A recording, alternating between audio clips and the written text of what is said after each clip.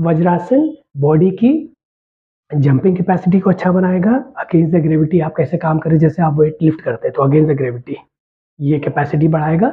और उत्थित vajrasana landing capacity बढ़ाएगा, आप कितनी स्मूथली ज़मीन पे चीज़ों को रखते हैं, ये कितने अच्छे से वेट को हैंडल कर पाते हैं। अब यहाँ पे एक और चीज़ आती है, डॉक्टर आप देखना जब घुटनों का दर्द होगा, एड़ियों का दर्द होगा, कमर का दर्द होगा, तो डॉक्टर आपको एक चीज़ बोलेंगे कि आप सीढ़ियाँ चढ़ना चाह रहे हैं तो चढ़ सकते हैं, बट प्लीज़ कोशिश करिएगा कि आप सीढ़ियाँ उतरना अवॉइड कीजिए अगर आपके जॉइंट्स में पेन है, स्पेशली एड़ियों में, घुटनों में और कमर में।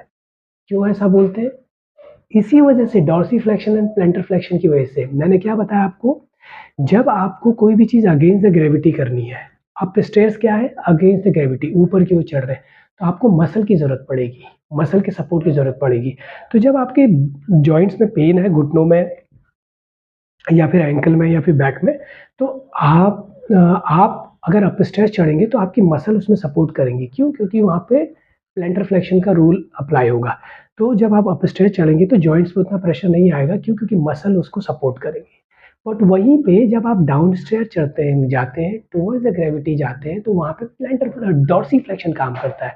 डॉर्सिफ्लेक्शन क्या है? जब टोटल वेट आता है जॉइंट्स पे, तभी लैंडिंग अच्छी होती है। तो वहाँ पे जॉइंट्स पे एक्स्ट्रा प्रेशर पड़ता है, मसल का सपोर्ट नहीं मिलता है।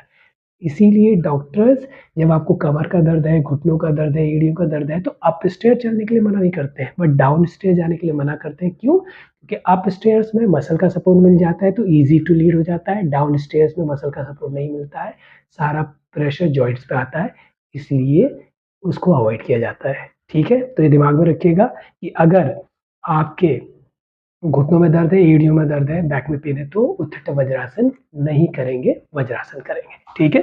तो ये था आपका उत्थित वज्रासन। देख लीजिए उत्थित वज्रासन, ऐसे बैठना है आपको, 2 पॉइंट इन करके, कमर सीधी, हाथ थाइस पे।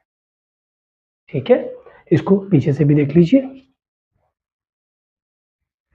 ये अब सामने से देख लीजिए।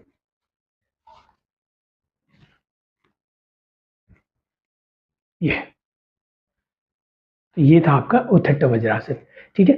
उत्थित वज्रासन की जो हिस्ट्री है, ये एंशिएंट आसन में शायद नहीं आता है। इसके बारे में मैंने बहुत जानने की कोशिश की, बट आई थिंक दिस आसन was developed later on, but vajrasana is ancient आसन।